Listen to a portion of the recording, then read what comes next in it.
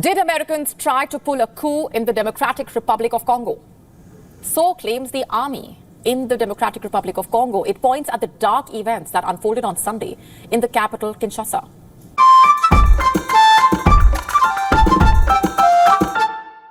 Hey y'all, this is Rimmel again. What the heck is the U.S. doing in the Democratic Republic of Congo?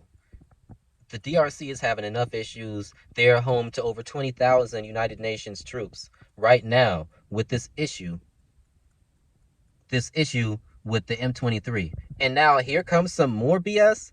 Did the U.S. just try to overthrow the president of the Congo?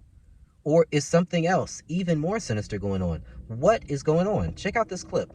This time it is the Democratic Republic of Congo, which says it has thwarted an attempted coup at the presidential palace in Kinshasa. Now, the Democratic Republic of Congo says armed men, including foreign fighters, attacked President Felix Tshisekedi's office and the residence of the economy minister, Vital Kamerhe, who is tipped to be the next parliament speaker. The DRC military says the attack involved foreigners and Congolese. Shots were also heard outside the presidential palace at the time of the coup bid. The armed forces of the Democratic Republic of Congo inform our citizens and the international community that an attempted coup d'etat has been nipped in the bud by the defense and security forces. The attempt involved foreigners and Congolese. These foreigners and Congolese were put out of action, including their leaders. The defense and security forces are in full control of the situation. We'll come back to this in great detail with pictures to back it up. The army says the coup plot was led by Christian Malanga, a US-based Congolese politician. He was killed when his forces attacked the presidential palace. Now, the Congolese army says several Americans and a British man were a part of the operation. Around 50 people, including 3 American citizens, have been arrested, including Malanga's son. Videos have also emerged showing the leader of the attempted coup, Christian Malanga, broadcasting live on Facebook from inside the presidential palace shortly before he was killed. Streets near the presidential palace remain closed.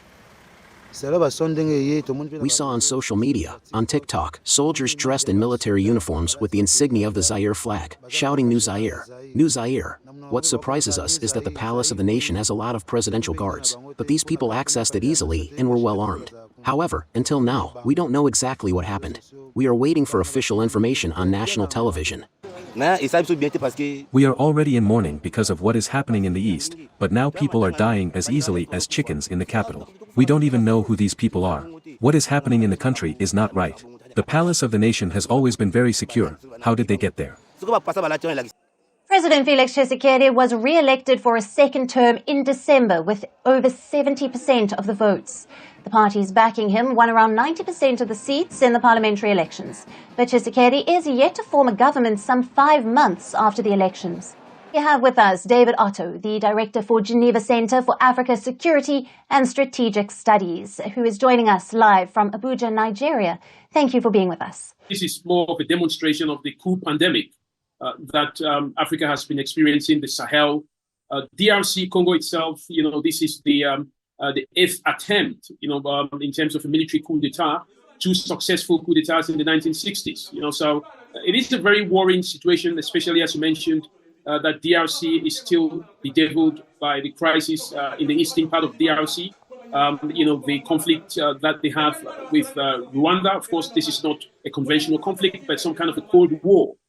With DRC at some point threatening to invade Rwanda. So the coup attempt comes at a very critical time. What is more worrying is the fact that, these armed men who are linked to foreigners, with US citizenship and Canadian nationalities, they managed to penetrate the presidential defense, and then found themselves within the presidential palace, as they call it, or the presidential residence.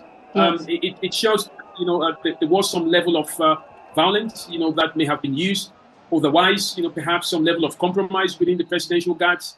So it's still very early to tell, but it does demonstrate a very weak point in terms of, the renewed presidency of President Tshisekedi, who has just won his new term of office and is even yet to name his ministers. Yes. Again, one thing which is quite critical is to note that these armed men were going after the critical personalities, the presidential a residence which houses the president, the home of the person who is who has been nominated to be the Speaker of the Assembly, and some perhaps the Ministry of Defense. It tells you that there has been some level of planning and preparation with it. It's a big concern for DRC Congo and the region.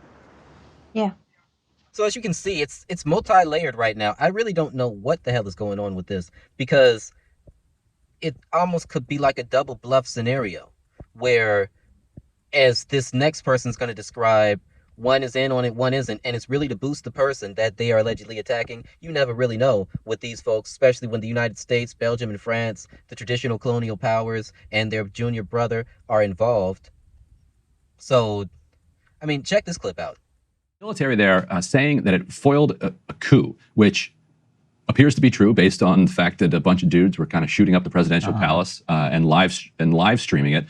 What actually happened behind that is really anybody's guess, but Sagar, let's unpack what we know about it, because it's absolutely just incredible, the details. So the main character here, Christian Malanga, who fled the Congo when he was a child for Utah, and became made a lot of money in Utah. He's only 41 years old. He has 8 children. Okay.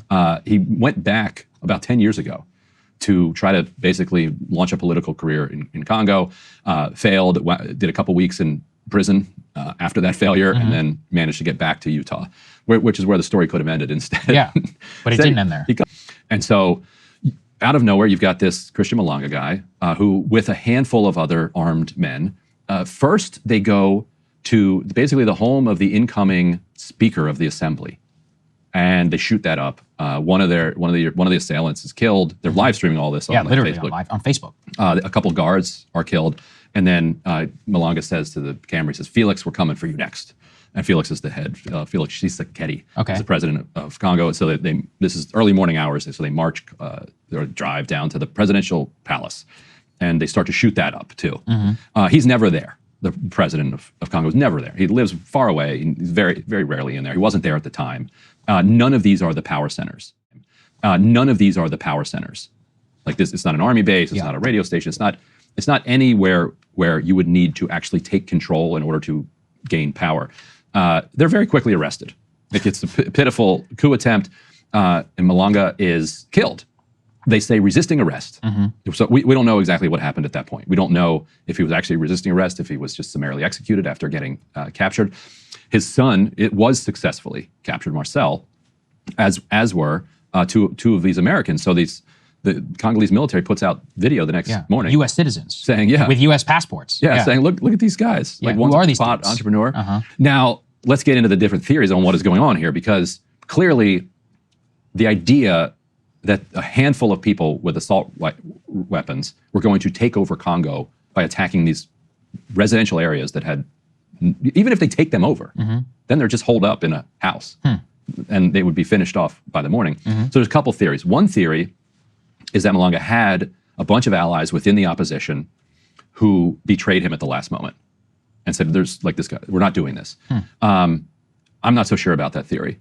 Another theory is that he was goaded into this by allies of the president, because the president is on his heels. The president is facing serious opposition right now. Anytime you have a coup attempt that is foiled, we've seen what every country does after that coup attempt. Yes. They suspend every law. Right. You declare martial law, you consolidate the center. So they may think it was a false flag operation. But he was killed, though. Right. And a false flag in the sense that the perpetrator would not know. So he didn't know he was being goaded into it. That would be the theory, that he doesn't know. He's not part of a scheme here. He's just a crazy person who's very able to be manipulated by more powerful What people. about the CIA? Yeah. So here I'm looking at a multi-millionaire African businessman with ties to Utah, an American citizen cannabis entrepreneur. By the way, all cash business, last time I checked, which are good fronts. Yeah, the CIA has always been in bed with drug runners. Now it'd be funny if they're like it's classic. The one guy doing business in Africa that just isn't involved. It would almost be negligent to not have involved. It kind of at this point. You're right, because the geopolitics here is that they have a ton of cobalt. Yes. And other rare earth minerals. Right. If Joe Rogan talks about this all the time, right? Like the amount of cobalt you're in my cell phone. Yeah. If you drive a Tesla, probably 80% of the cobalt in your battery is from the Democratic Republic of the Congo. It's one of the most mineral-rich places in the entire world. Yeah. And guess who owns almost all of that is China. Yes. And so while the U.S. has spent its last 70 years kind of overthrowing governments and doing our aggressive elbow-throwing foreign policy, China just kind of comes in and just cleans up the mess and then just buys the rights to zero interest loan. here, we'll build you some roads. Right. And we'll take the mining rights. For now, all we know is that the DRC military has confirmed that they have control of the palace. Everything has been taken care of. They will come back to us with video and audio and pictures, and they will explain everything, but they have put down the coup attempt. And the United States is looking very guilty in this sphere. I'm just, especially in the Francophone world, where we're looking at Haiti having their own issues right now. And I already talked to y'all about that. There's more to come, but keep your eyes open about these things. There's a lot of unexpected and very interesting situations. We haven't even touched on the fact that they are the reason why we have cell phones, laptops, missile guidance systems, and random niggas rotating the globe trying to see the effect of space on the human body. Like, all of these advanced things that the white folks is doing is on the backs of the DRC. So don't forget that. That means anybody, any one of these European entities, pretty much anybody but China, because China's already well in bed with the current regime, could be behind this. So, I mean, just be safe out there, y'all. And as always, what do you think? We know that before his death, Christian Malanga was broadcasting the attempted coup live on Facebook from inside the presidential palace. In the footage, one can hear Malanga say, "We, the militants, are tired. We cannot drag on with Shisekedi." Malanga's son, who also is an American citizen, was part of the operation. He has been arrested. Dégage, never ever.